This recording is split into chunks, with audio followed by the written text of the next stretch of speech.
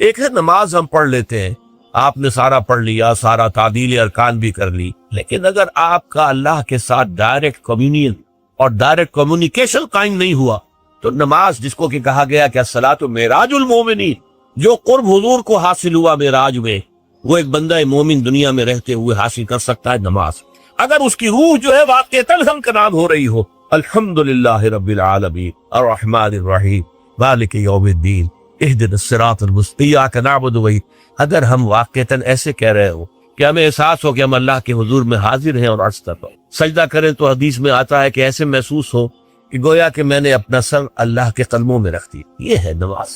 اب جو گفتگو ہو رہی ہے یہ ہم کلامی ہے، الصلاۃ معراج المومنین، اہل ایمان کے حق میں یہ نماز جو ہے یہ معراج کے درجے، لیکن یہ نماز کیسے نصیب ہوگی اگر روح سوئی ہوئی ہے، دبی ہوئی ہے، پسی ہوئی ہے، مزمحل ہے یا مردہ ہے؟ یہ نماز کیسے حاصل ہو؟ چاہے آپ 5 وقت کی نماز پڑھ رہے ہو، چاہے آپ نے ہیبٹ بنا لیا ہو نماز کو، چاہے کچھ بھی ہو گیا ہو، لیکن یہ کہ جب تک وہ روح بیدار نہ ہو، جب تک ہم کلامی نہ ہو، افلاک سے آتا ہے نالوں کا جواب آخر، اٹھتے ہیں حجاب آخر، کرتے ہیں خطاب آخر، جب تک یہ نہ ہو، جیسے کہ میں ایک حدیث قدسی انشاءاللہ آج سناؤں گا سورہ فاتحہ کے ضمن میں، کہ اللہ تعالیٰ کے سامنے جب کھڑا ہو کر انسان جب کہتا انی وجہت وجہی للذی فطر السماوات والارض حنیفا، دائیں بائیں سے بالکل اپنا تعلق کاٹ کر میں نے اپنا رخ کر لیا ہے اس اللہ کی طرف جس نے آسمان اور زمین کو پیدا ہے۔ اب یہ توجہ وجہ تو اگر یہ تو ہے چہرہ تو ہم نے کر دیا خانہ کعبہ کی طرف، اندر سے ہماری روح متوجہ نہیں ہوئی، وہ سوئی پڑی، اسے پتہ ہی کچھ نہیں کہ کیا ہو رہا ہے، تو اس صورت میں وہ کیا ہے، ظاہری بات تو پوری ہو گئی، نماز کا ثواب ہو جائے گا، فرض کی ادائیگی کا ثواب مل جائے گا، لیکن وہ اصل نماز تو حاصل نہیں ہوئی۔ یہ ہے وہ بات کہ وَإِذَا سَأَلَكَ عِبَادِي عَنِّي فَإِنِّي قَرِيبٌ، اے نبی جب میرے بندوں کی روحیں بیدار کو توانا ہو جائیں، حیات تازہ سے وہ ہم کنار ہو جائیں، اور پھر وہ میرے بارے میں پوچھیں، وہ میرا تقرب حاصل کرنا چاہتا ہوں، آپ سے پوچھیں تو کہیے میں قریب ہوں، اجیب دعوت الداع اذا دعان، یہ ہے وہ دعا، میں ہر پکارنے والے کی پکار، ہر دعا کرنے والے کی دعا کو سنتا ہوں، قبول کرتا ہوں، جواب دیتا ہوں جہاں کہیں بھی مجھے پکارے۔ اذا دعان، اس میں در حقیقت وہ مفہوم آ گیا ہے where and then where ever، آپ اپنے گھر میں ہو کر پکارے اللہ کو، آپ بستر پر لیٹے ہوئے پکارے اللہ، الذین یذکرون اللہ قیاما وقعودا وعلی جنوبہم، ہاں ٹھیک ہے، بعض مقامات بعض اوقات قبول دعا کے لیے زیادہ سازگار ہے، حرم میں جا کر دعا مانگی جائے، اور منا میں عرفات میں خاص طور پر، جبل رحمت پر خاص طور پر، ملتزم جو ہے کعبے کا اس پر خاص طور پر، وہ ایام بھی ہے خاص، لیکن یہ نہیں ہے کہ بقیہ دنوں میں آپ کے اور اللہ کے درمیان کو بڑا فاصلہ ہے۔ یہ سارا دنیا میں مشرکانہ نظاموں نے تصور پیدا کیا، اللہ تو دور ہے دور ہے دور ہے دور ہے، پاک ہے پاک ہے پاک، تم ناپاک ہو ناپاک ہو ناپاک ہو، اور تم تو بڑی پستی میں پڑے ہو، تم اللہ سے براہ راست ہم کلام نہیں ہو، کوئی درمیانی چاہیے، کوئی لنکس چاہیے، کوئی پجاری ہوگا، کوئی پروہت ہوگا، کوئی پنڈت ہوگا، کوئی پیر ہوگا، کوئی پادری ہوگا، کوئی پوپ ہوگا، اس کے ذریعے سے تم اللہ سے ہم کلام ہو، خود نہیں۔ اور جب ذریعے بیچ میں آ گئے تو ان کی مٹھی گرم کرو، ان کی چاپلوسی کرو، ان کو بھی جو ہے چادریں چڑھاؤ، ان کو نذرانے پیش کرو، یہ ہے بدترین ایکسپلائٹیشن جو مذہب کے ذریعے سے نوع انسانی کی۔ یہ 2 ایکسپلائٹیشن دنیا میں ہوئی ہے تاریخ انسانی میں، ایک بادشاہوں کی طرف سے خراج دو ہمیں، محنت تم کرو گے کھیت میں، آدھا حصہ ہمارے پاس آئے گا، ہم عیش کریں گے، ہم سٹینڈنگ آرمیز رکھیں گے تاکہ ذرا تم بغاوت کرو تو تمہارا سر کچل دیا جائے۔ یہ ایکسپلائٹیشن بدترین، مانگنے والا گدا ہے، صدقہ مانگے یا خراج۔ دوسری طرف ہم بادشاہ ہیں، ہم چندر بنسی سورج بنسی خاندان ہیں، ہم راجپوت ہیں، حکومت کرنا ہمارا حق ہے۔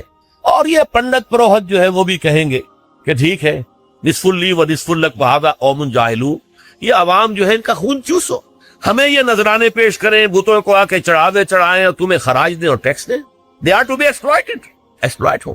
اسلام نے آ کر دونوں کا خاتمہ، کوئی ملوکیت نہیں، زکوٰۃ ہے تو غربا کے لیے، بادشاہ کے لیے نہیں ہے، یہ تو غربا کے لیے، لہذا کوئی ٹیکس نہیں۔ نمبر 2، اللہ سے ہم کلام ہونے کے لیے کسی دربان، کسی جو ہے پہرے دار کی مٹھی گرم کرنے کی ضرورت نہیں، جب چاہو ہم کلام ہو جائے۔ دل کے آئینے میں ہے تصویر یار، جب ذرا گردن جھکائی دیکھ لی، یہ تو تم ہماری طرف متوجہ نہیں ہوتے، ہم تو ہر وقت کہتے ہیں، ہر شب کو آخری لمحات جو ہے، آخری جو گھنٹے ہیں رات کے، سمائے دنیا تک ہم نزول فرما لیتے ہیں تمہارے لیے، اور پکارنے والا پکارتا ہے حل من مستغفر فاغفر لہ، ہے کوئی استغفار کرنے والا کہ میں اسے بخش دوں؟ حل من سائل فاعطیہ، ہے کوئی مانگنے والا کہ میں اسے عطا کروں؟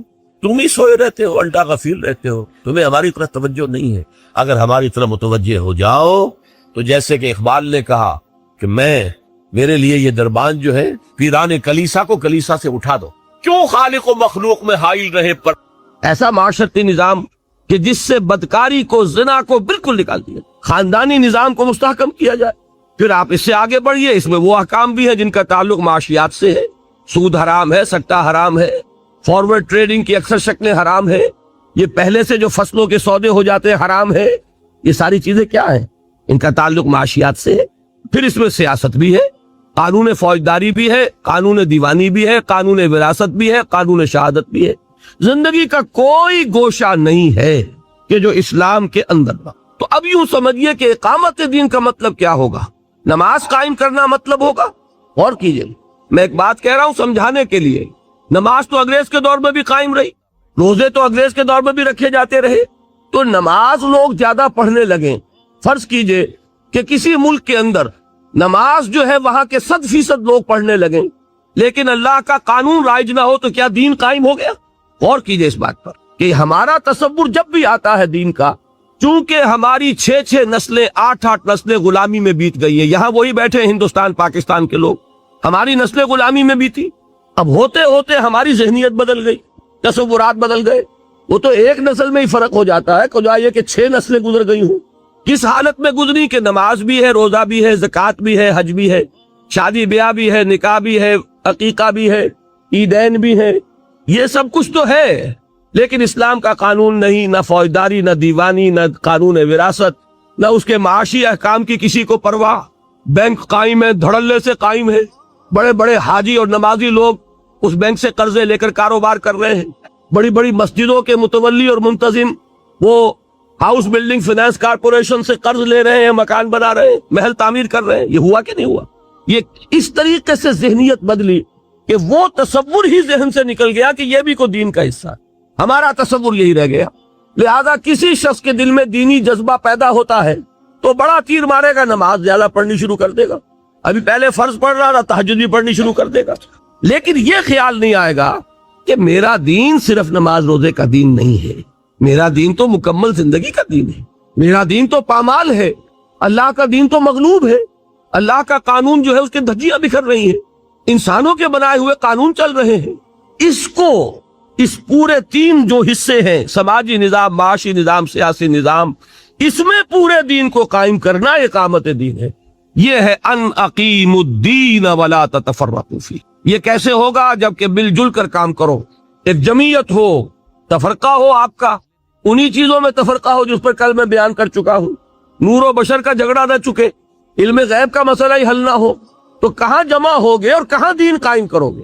دست و گریبان رہو گے آپس میں۔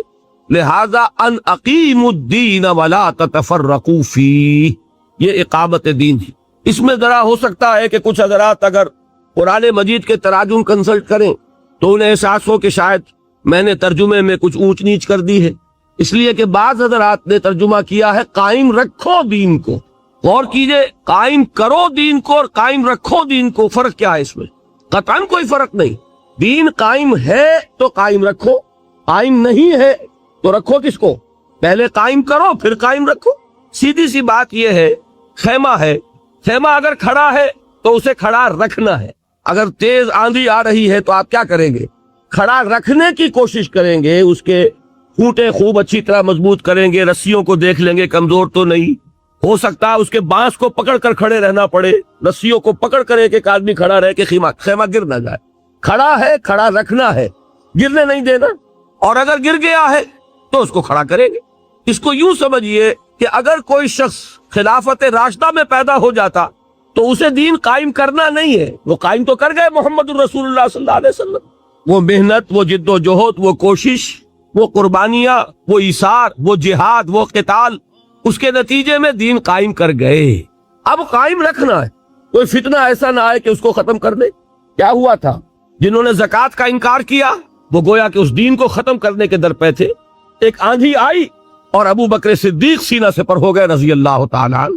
نئے مدعیان نبوت کھڑے ہو گئے، وہ اس خیمے کو گرانے کی کوشش تھی، محمد کی نبوت کا اعتبار ختم کرنا تھا صلی اللہ علیہ وسلم، تو اس دین کو قائم رکھنا تھا، کھڑے ہو گئے، ان کے ساتھ قتال کیا، سینکڑوں حفاظ ایک جنگ میں شہید ہوئے، جنگ یمامہ، اور یہ کس سے تھی؟ یہ نئے مدعی نبوت سے جنگ تھی۔ تو یہ کیا ہو رہا ہے؟ ابو بکر صدیق کے زمانے میں دین کو قائم رکھا جا رہا ہے کہ حضور قائم کر کے حوالے کر گئے، اب اسے قائم رکھنا ہے۔ اور اب ہم جس حال میں ہے، قائم ہے دین، تو رکھے کس کو؟ اصل میں یہ ہے مغالطہ، قائم کرو اور پھر قائم رکھو، یہی ہے۔ تو نتیجے کے اعتبار سے کوئی فرق واقع نہیں۔ تو یہ ہے اقامت دین، اور یہ بات جان لیجئے کہ اقامت دین سے، وہ نماز کی میں نے جو مثال دی ہے، کہیں آپ یہ نہ سمجھنا میں نماز کی توہین کر رہا ہوں، ہر چیز اپنی جگہ پر آئے گی۔ دین کو قائم کرنے کے لیے جو تربیت درکار ہے، اس کا سب سے بڑا ستون جو ہے وہ نماز ہے، لیکن دین کو قائم کرنا، اس کے تقاضے کچھ اور ہیں۔ ایک مکمل نظام زندگی کی حیثیت سے اس کو برپا کرنا، قائم کرنا، غالب۔ تیسری اصطلاح وہ ہے جو قرآن مجید میں 3 مرتبہ آئی حضور کی بعثت کے ضمن میں، هو الذی ارسل رسولہ بالہدی ودین الحق لیظہرہ علی الدین کلہ۔ وہی ہے اللہ جس نے بھیجا اپنے رسول کو صلی اللہ علیہ وسلم الہدی یعنی قرآن حکیم اور دین حق دے کر، تاکہ غالب کرے اسے کل کے کل دین پر۔ یہ دین کا غلبہ، اس کے کیا معنی؟ دین کے معنی لفظی طور پر ہے اطاعت۔ اطاعت کا ایک نظام ہے، جیسا کہ کل میں سمجھا چکا، اولاد والدین کی اطاعت کرے، شاگرد استاد کی اطاعت کرے، جو آپ کے چودھری ہیں، محلے کا چودھری ہے، آپ اس کا کہنا مانیے، لیکن ان تمام اطاعتوں پر اللہ کی اطاعت غالب ہو جائے۔ یہ ہے اظہار دین حق۔ ان 3 آیات پر میں نے ایک مرتبہ مفصل گفتگو کی تھی، پھر اسے کتابی شکل میں شائع کیا، امت مسلمہ کے لیے 6 نکاتی لایا ہے عمل۔ آج میں اسے 4 نکاتی بیان کروں گا۔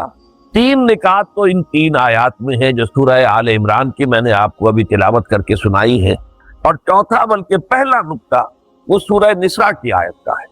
دیکھیے سورہ آل عمران کی آیت شروع ہوتی ہے، یا ایھا الذین آمنوا اتقوا اللہ حق تقاتہ، اہل ایمان اللہ کا تقوی اختیار کرو جتنا اور جیسا کہ اس کے تقوی کا حق۔ اب یہ چونکہ خطاب ہو رہا تھا صحابہ کرام سے، اور ابھی یوں سمجھیے کہ مدنی دور کا آغاز تھا۔ اکثریت تو مسلمانوں کی وہ تھی کہ جو مکے میں پوری طرح آزمائشوں میں سے نکل کر آئے تھے، بھٹیوں میں سے گزر کر آئے تھے، کندن بن کر آئے تھے، ایمان اور یقین ان کے ریشے ریشے میں، ان کے رگو پے میں سرایت کیے ہوئے، لہذا وہاں تو خطاب ہوا یا ایھا الذین آمنوا، اے اہل ایمان اب یہ کرو، اللہ کا تقوی اختیار کرو، اللہ کی اطاعت اختیار کرو۔ آج چونکہ ہمارا معاملہ یہ ہے کہ بدقسمتی سے ہمارے پاس وہ دلی یقین والا ایمان نہیں، ہمارا ایمان ایک موروثی عقیدہ ہے، ہمیں والدین سے مل گیا ہے وراثتاً۔ جیسے کوئی ہندوؤں کے گھر میں پیدا ہوا تو ہندو ہے، وہ انہی باتوں کو مانتا ہے، وہی دیویاں دیوتا جن کو اس کے والدین مانتے تھے۔ کوئی مسلمانوں کے گھر میں پیدا ہو گیا تو مسلمان ہے، اللہ رسول کا نام اسے بچپن ہی سے سکھا دیا جاتا ہے۔ لیکن اس سے زیادہ یقین قلبی والا ایمان اللہ ماشاءاللہ جسے بھی ہو، وہ تو بہت ہی خوش قسمت ہے، بہت ہی خوش بخت انسان ہے جسے یقین قلبی والا ایمان حاصل ہو۔ اور یہ جان لیجئے کہ اصل ایمان نام ہے یقین قلبی کا۔ یقین پیدا کرے ناداں، یقین سے ہاتھ آتی ہے، وہ درویشی کے جس کے سامنے جھکتی ہے فقوری۔ قرآن مجید میں سورہ حجرات میں بھی فرمایا گیا کہ قالت الاعراب آمنا قل لم تؤمنوا ولکن قولوا اسلمنا۔ یہ بدو لوگ اعلان کر رہے ہیں، دعویٰ کر رہے ہیں کہ ہم ایمان لے آئے۔ نبی آپ ان سے کہہ دیجئے تم ایمان ہرگز نہیں لائے ہو، یوں کہو کہ ہم مسلمان ہو گئے ہیں۔ وَلَمَّا يَدْخُلِ الْإِيمَانُ فِي قُلُوبِكُمْ، ابھی تک ایمان تمہارے دلوں میں داخل نہیں ہوا۔ یعنی جب اسلام کو غلبہ حاصل ہو گیا، نبی اکرم صلی اللہ علیہ وسلم اور آپ کے ساتھیوں کو، صحابہ کرام کو عرب میں طاقت کی حیثیت حاصل ہو گئی، تو اب لوگ جو ہے جوق در جوق، فوج در فوج ایمان میں داخل ہو رہے تھے۔ اذا جاء نصر اللہ والفتح ورأیت الناس يدخلون فی دین اللہ افواجا۔ لیکن یہ جو فوج در فوج آ رہے تھے، ان کے ایمان کی وہ کیفیت نہیں تھی کہ جو ابتدا میں ایمان لائے۔ جو لوگ شروع میں ایمان لائے تھے وہ اپنے گھر بار چھوڑ کر، اپنے باپ کو، ماں کو، بھائیوں کو چھوڑ کر، رشتے کاٹ کر، پھر یہ کہ انہیں پتا تھا کہ جیسے ہی ہم کہیں گے اشہد ان لا الہ الا اللہ و اشہد ان محمد رسول اللہ، میں مار پڑنی شروع ہو جائے، ہمارے اوپر سختیاں آئیں گی، ہم پر سخت قسم کی پرسیکیوشن ہوگی، تشدد ہوگا۔ لہذا اس وقت تو ایمان وہی لاتا تھا جس کے دل میں یقین پورا پورا پہلے سے پیدا ہو گیا. لیکن بعد کے دور میں ظاہر بات ہے کہ اب جیسے طاقت حاصل ہو گئی تو طاقتور کے ساتھ تو سبھی مل جاتے ہیں. لہذا ایسے لوگ بھی آگے جن کے بارے میں نے ابھی آیت آپ کو سنائی، آیت نمبر 14 سورہ الحجرات کی، کہ تم اپنے آپ کو مسلمان تو کہہ سکتے ہو، مومن نہیں کہہ سکتے، اس لیے کہ مومن تو وہ ہوتا ہے جس کے دل میں ایمان کھپ گیا. اسی معنی میں کہہ رہا ہوں کہ ہم بھی اگر اپنا جائزہ لیں گے تو ہمیں محسوس ہوگا کہ ہمارے دلوں میں وہ یقین نہیں ہے. یقین تو اگر ہو تو ہماری زندگیوں میں انقلاب آ جائے گا. پھر تو یہ ہے کہ لوگ ایک دوسرے کو دیکھ کر یوں سمجھیے کہ ان کے ایمان کے اندر اضافہ ہوگا. صاحب ایمان تو وہ ہے جس کے بارے میں حضور نے فرمایا اذا رؤوا ذکر اللہ، جن کو دیکھ کر اللہ یاد آ جائے. صاحب ایمان تو وہ ہوتے ہیں کہ جن کو دیکھ کر اللہ یاد آتا ہے. اس اعتبار سے ہمارا جو اس وقت معاشرہ ہے، 1.5 ارب کے قریب مسلمان دنیا میں ہیں، لیکن کیا وجہ ہے؟ ہمارے پاس عزت نام کی کوئی شے نہیں. حالانکہ اس دنیا میں ہر 5واں انسان مسلمان ہے، اندازہ کیجیے آپ. لیکن کوئی انٹرنیشنل معاملات، بین الاقوامی معاملات میں کوئی ہم سے کوئی رائے لیتا ہے، پوچھتا ہے؟ یہ G7 بیٹھ کر طے کریں گے، G15 طے کریں گے، یہ سیکیورٹی کونسل طے کرے گی، اور کہیں پر کوئی مسلمان ملک نہیں ہے. ہم 3 میں نہ 13 میں، نہ G8 میں نہ G15 میں، کہیں بھی. ہمارے وسائل پر دوسروں کا قبضہ ہے. اب تو تیل بہت بڑی دولت تھی عرب ممالک کے پاس، اب آپ کو معلوم ہے خلیج کے اوپر پنجے گاڑ کر امریکہ بیٹھ گیا ہے، اور اس کے اتنے بڑے فوجی اڈے جو ہیں وہاں قائم ہو چکے ہیں. اس سرزمین میں جہاں سے کہ اللہ کے رسول نے حکم دیا تھا کہ یہود اور نصارہ کو نکال باہر کرو، آج وہاں پر ان کے اڈے ہیں، بیسز ہیں بہت بڑے بڑے. اس حوالے سے یہ ذلت ہم پر کیوں آئی ہے؟ اسی سورہ آل عمران میں اللہ تعالیٰ فرماتا ہے وَلَا تَهِنُوا وَلَا تَحْزَنُوا وَأَنْتُمُ الْأَعْلَوْنَ إِن كُنتُم مُؤْمِنِينَ. اے مسلمانوں گھبراؤ نہیں، پریشان نہ ہو، رنجیدہ نہ ہو. اگر تم صاحب ایمان ہوئے تو تم ہی سب سے اونچے ہوگے. اب یا تو قرآن جھوٹا ہے معاذ اللہ، یا ہم مومن نہیں ہیں. تیسرا نتیجہ تو کوئی نہیں. قرآن کہتا ہے اگر تم مومن ہوئے تو سب سے اونچے تم ہوگے، تو آج تو ہم سب سے اونچے نہیں ہیں. تو یا اگر ہم صاحب ایمان ہیں اور اونچے نہیں ہیں تو قرآن نے جھوٹ بولا، معاذ اللہ ثم معاذ اللہ. قرآن کی بات تو جھوٹی نہیں ہے، نتیجہ یہی نکلا کہ ہم مومن نہیں.